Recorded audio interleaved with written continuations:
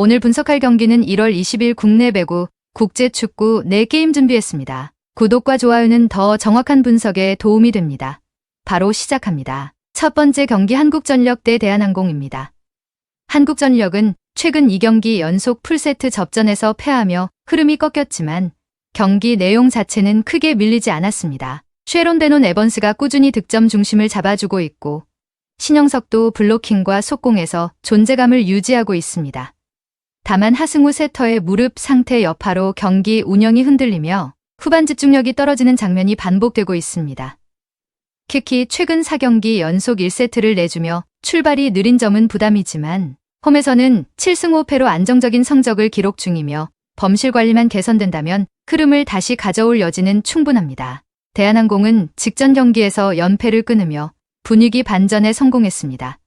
러셀을 중심으로 김규민, 김선호, 김민재까지 고른 득점 분포가 나왔고 강승일, 리베로의 가세로, 리시브 안정감도 개선된 모습입니다. 다만 정지석과 임재영의 부상 이탈로 전력 누수가 여전히 존재하며 김선호에게 쏠린 수비 리시브 부담이 장기적으로는 변수입니다. 원정 성적은 준수하지만 시즌 맞대결에서 서부와 블로킹 우위를 살렸던 흐름을 이번에도 재현할 수 있을지가 관건입니다. 최근 흐름만 보면 대한항공이 안정적이지만 한국전력은 홈에서 경기력이 쉽게 무너지지 않는 팀입니다. 에번스를 중심으로 한 공격력이 유지되고 범실만 줄인다면 충분히 승부를 뒤집을 수 있습니다. 풀세트 접전 가능성이 높고 홈 이점을 감안하면 한국전력 쪽 반등 시나리오가 더 매력적으로 보입니다. 두 번째 경기 GS칼텍스 대 대전정관장입니다. GS는 최근 2연패에 빠졌지만 경기 내용의 핵심은 여전히 지젤 실바에게서 시작됩니다. 직전 경기에서도 35득점을 기록하며 공격을 책임졌고 레이나 역시 두 자릿수 득점으로 힘을 보탰습니다.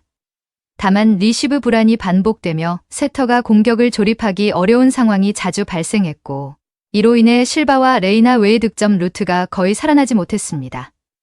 그럼에도 홈에서는 6승 5패로 비교적 안정적인 흐름을 유지하고 있으며 상대가 원정 약세가 뚜렷한 정관장이라는 점은 분명한 반등 요소입니다. 초반 리시브만 버텨준다면 공격 주도권을 잡을 가능성이 큽니다. 정관장은 다시 4연패에 빠지며 분위기가 크게 가라앉아 있습니다.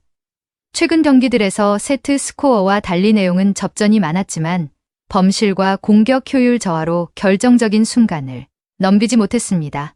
자네테, 박혜민, 정호영, 이선우까지 고른 득점은 나왔으나 뒷심이 부족했고 인쿠시의 공격 성공률 저하는 큰 부담으로 작용했습니다. 최서현 세터의 토스 기복과 선수 간 호흡 문제로 인해 단순한 실수가 아닌 구조적인 범실이 반복되고 있으며 원정 성적이 1승 10패로 극도로 약하다는 점도 불리한 요소입니다. GS칼텍스는 홈 경기에서 실바와 레이나의 공격 집중도가 올라갈수록 흐름을 놓치지 않는 팀입니다.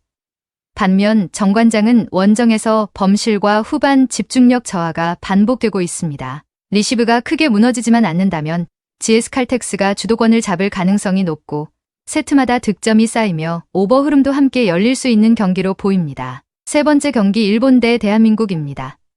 일본 U23은 4-3-3을 기반으로 볼 점유율을 통해 경기를 설계하는 팀입니다.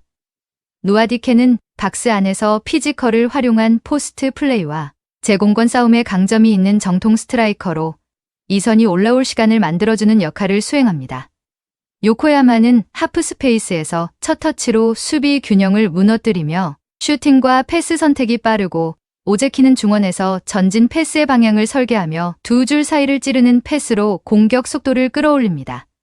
일본은 볼 주변에 다수의 선수를 배치해 국지적 수적 우위를 만들고 짧은 패스 순환으로 템포를 장악한 뒤 전환 패스로 마무리까지 이어가는 완성도 높은 점유율 축구를 구사합니다. 대한민국 U23은 4-5-1 포메이션으로 중앙 밀도를 높여 버틴 뒤 역습을 노리는 구조입니다.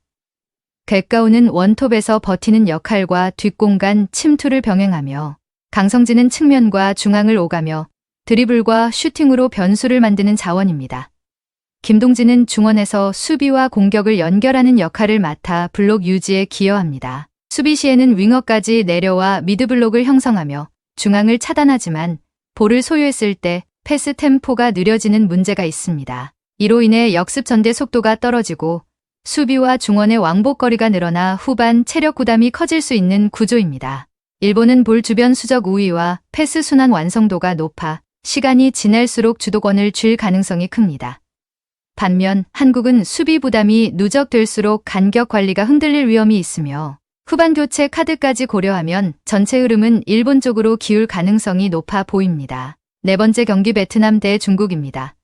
베트남 U23은 5-4-1 포메이션을 기반으로 5백과 미드라인 간격을 촘촘히 유지하며 안정적인 수비 블록을 형성하는 팀입니다.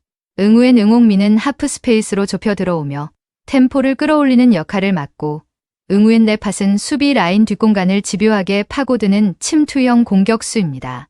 응우엔 타이선은 수비 전환 이후 첫 패스를 책임지는 중원 축으로 역습 시동을 빠르게 걸어줍니다. UAE전에서 90분 내 승부를 마무리하며 체력 여유를 확보했고 이번 경기에서는 압박 강도와 전환 속도를 점진적으로 끌어올릴 수 있는 조건을 갖췄습니다. 중국 U23은 5-3-2 포메이션으로 수비 시 깊은 5백을 형성하고 공격 전환 시 투톱을 활용하는 구조입니다. 베럼 압두웨리는 제공권과 피지컬이 강점인 타깃형 공격수이고 왕 위동은 측면에서 안쪽으로 파고드는 돌파와 슈팅이 위협적입니다. 무델립 이민카리는 중원에서 왕복 움직임으로 연결고리 역할을 수행합니다. 다만 직전 경기에서 120분과 승부차기까지 소화하며 체력 소모가 극심했고 후반으로 갈수록 압박 강도와 라인 간격 관리가 흔들리는 모습이 반복됐습니다. 이 경기는 전술보다 체력과 응집력이 승부를 가를 가능성이 높습니다. 베트남은 회복 여유를 바탕으로 수비 안정과 전환 속도를 유지할 수 있는 반면 중국은 누적 피로로 인해 압박 타이밍과 세컨드볼 대응에서 밀릴 위험이 큽니다. 시간이 지날수록 경기 흐름은 베트남 쪽으로 기울 가능성이 높아 보입니다. 오늘 분석의 종합 정리는 베트남 일본 GS 칼텍스 한국전력 승을 추천드립니다. 그 외 다른 픽은 저희 텔레방에서 매일매일 그날의 픽 올려드리고 있습니다. 오늘도 영상을 시청해주셔서 감사드립니다. 행운, 행복 가능한 하루 되시길 기원합니다.